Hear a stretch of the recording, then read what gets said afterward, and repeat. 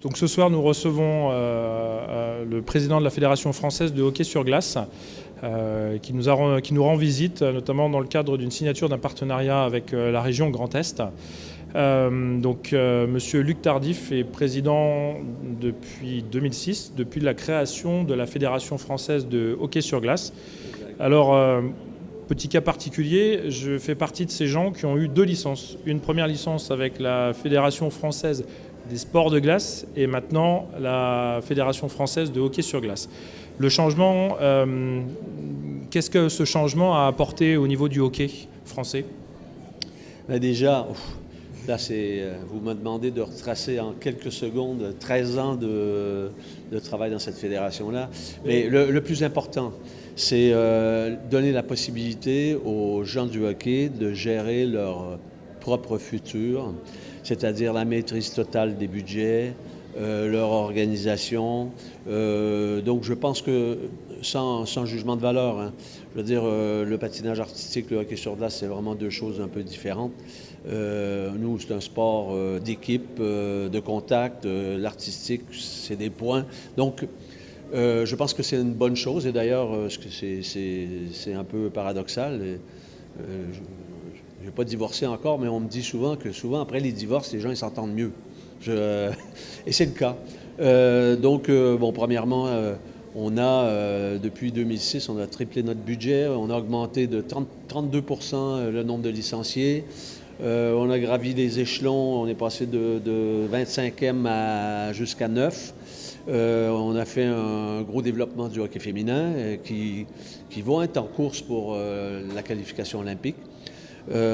Puis en même temps, la structuration, et là on l'a vu aujourd'hui, c'était le but de ma visite, avec signer un partenariat avec toutes les régions, dont le Grand Est ce soir, sur le développement de la pratique. Donc on a fait beaucoup pour les délégations dans les régions. Donc premièrement, on a financé des bénévoles, des cadres administratifs et sportifs pour venir en aide aux bénévoles qui travaillent dans les ligues. Voilà, puis je veux dire, bien entendu, le développement des entraîneurs. On a fait beaucoup en ce qui concerne la formation. Avec la création d'un institut de formation. Et on a, j'ai fait un petit calcul, mais ce n'était pas en vue de votre entrevue, hein. On a à peu près 150 postes qui ont été trouvés pour soit les anciens hockeyeurs, soit qui ont suivi des filières de formation et qui maintenant sont dans les clubs parce qu'on demande beaucoup aux clubs de se professionnaliser avec un suivi médical, avec un directeur administratif, avec un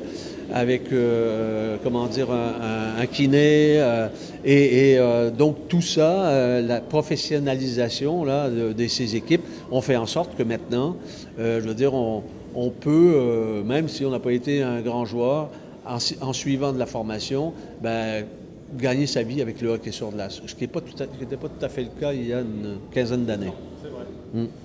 Bon, en répondant à ma première question, vous avez quasiment répondu à toutes mes questions. Alors, pas de chance pour vous, je vais vous poser d'autres questions. Au vu de cette interview, j'ai pris quelques renseignements, enfin j'ai recreusé un peu. Donc là, c'est pour parler de vous, ça va vous replonger dans des souvenirs. Comment un joueur qui vient du Canada débarque en Europe pour venir jouer à Bruxelles? Et j'ai appris aussi autre chose. Je pensais que les Drakkars de Caen s'appelaient toujours les Drakkars de Caen, mais avant c'était des léopards. C'est bien ça. Exact. Alors comment vous êtes arrivé à Bruxelles? Premièrement, j'ai fait tout mon parcours de hockey au Canada. J'ai fait 2 années professionnelles au Canada et aux États-Unis, donc filiale des Maple Leafs de Toronto. Puis ensuite, avant de commencer à rentrer dans la vie active, parce que j'avais, j'étais pressenti pour m'occuper de sport dans ma région à un bon niveau, je me suis dit, je vais continuer à jouer mon sport. Je vais découvrir l'Europe. Ça va être mieux qu'un petit voyage d'une semaine ou 2.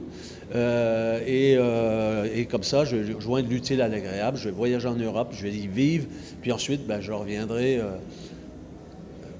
commencer ma vie professionnelle. Donc j'avais dit que j'étais parti pour 1 an, j'y suis toujours.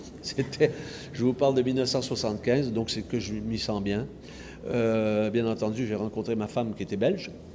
Puis ensuite, j'ai été approché pour jouer à Chamonix pendant 8 ans, puis ensuite à Rouen. Et là, c'était une belle aventure parce que c'était vraiment le tout début du club de Rouen, avec le centre de formation, etc. C'était vraiment une belle aventure.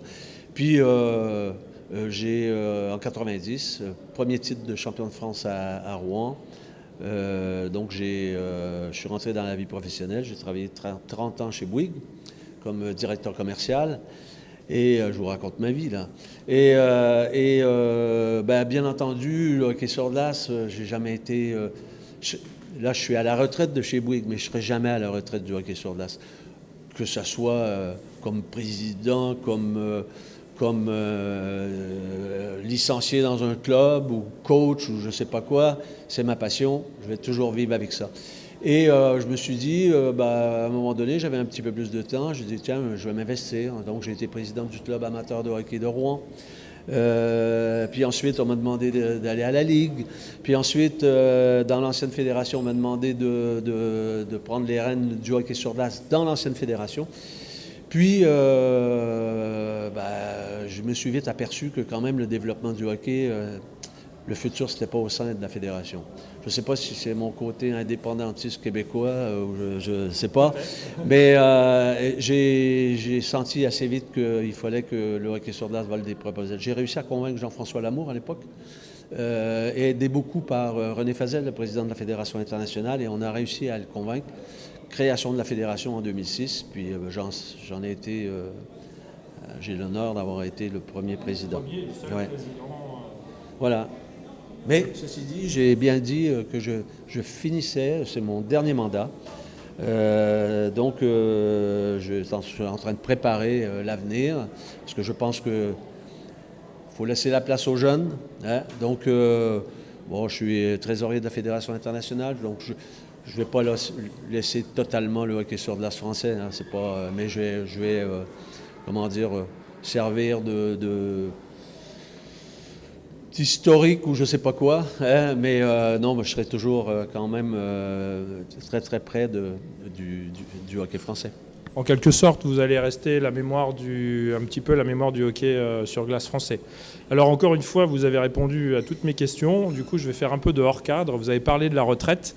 J'ai bien compris que vous ne partiriez pas en retraite, que vous allez prolonger côté IHF, parce que je crois que vous avez actuellement des fonctions. Et vous allez continuer pour le hockey international. Oui, alors, mais je peux... Excusez-moi. Du coup, je vous pose une deuxième question en même temps, parce que je pense que vous allez répondre à tout. Vous parliez donc que le niveau du hockey français avait considérablement évolué avec les hommes, mais également avec les femmes. Qu'est-ce que vous avez fixé comme objectif à l'entraîneur national pour ces prochaines années? Bon, bien entendu, l'an dernier... n'étais pas très content des résultats de l'équipe de France. Il peut y avoir des circonstances, mais je pense qu'on avait l'équipe pour passer au bout. Je veux dire, c'est pas la faute à pas de chance. On n'a pas joué le hockey nécessaire à sauvegarder notre place. Donc, l'objectif, là, il n'y a pas de... Peut-être, hein, l'objectif, c'est de remonter en gros pas, c'est sûr.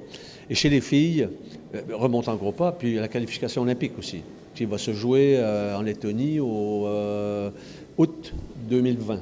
Donc ça, c'est un objectif vraiment important parce que c'est primordial pour le développement du hockey. On a raté ces 2 échéances. Ça, c'est un regret que j'espère que je n'aurai pas à la fin de mon mandat. Mais c'est vraiment un gros regret. J'ai été aux Jeux olympiques, mais pas avec l'équipe de hockey sur glace. Donc c'était ma punition, j'ose espérer. Ouais. Et là, je pense que, et chez les filles aussi qui ont fait d'énormes progrès, je pense que la qualification est tout à fait jouable d'un part et d'autre. Et donc ça, c'est un objectif précis. Puis pour les filles, remonter en gros pas. On organise des championnats du monde à Angers cette année, chez nous.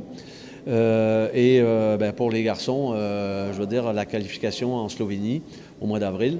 Et moi, je connais bien la division 1. C'est pas facile, hein? C'est 6 matchs, donc ou 5 matchs plutôt. Il ne faut pas en rater un. Ça veut dire qu'il faut être concentré du début à la fin. Et ceux qui pensent qu'on va aller se promener, se mettre un doigt dans l'œil, parce que ça va être très, très compétitif. On n'est pas les seuls à vouloir monter, hein. Donc voilà, c'est les objectifs du hockey français, ou du moins que le président a fixé à ses troupes pour l'année qui vient.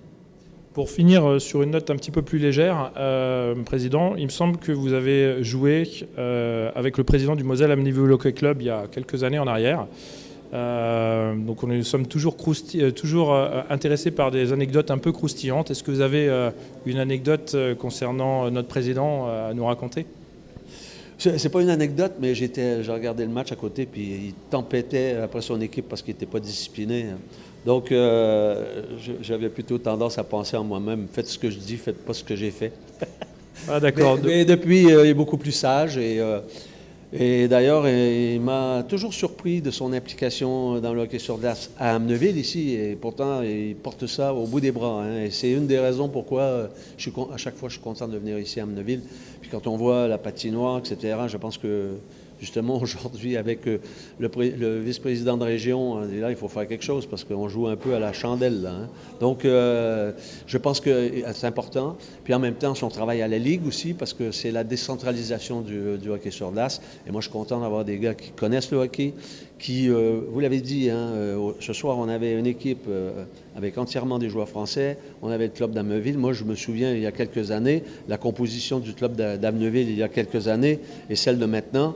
Ben, avec des petits jeunes du club, quelques aides, ils sont capables de jouer à ce niveau-là, parce que la D2, c'est pas rien. C'est pas rien.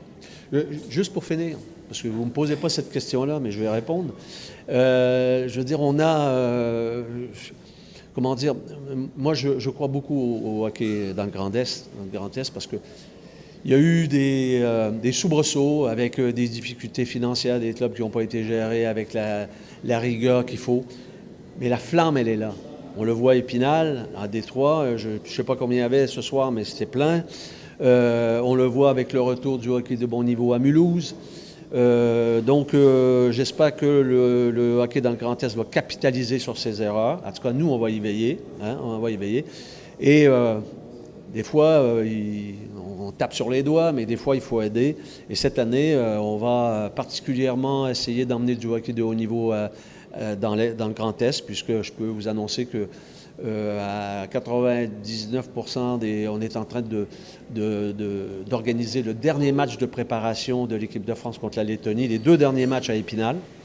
Et les filles, les moins de 18 ans, qui cette année, on compte beaucoup, beaucoup d'espoir sur eux, vont jouer à Strasbourg. Donc,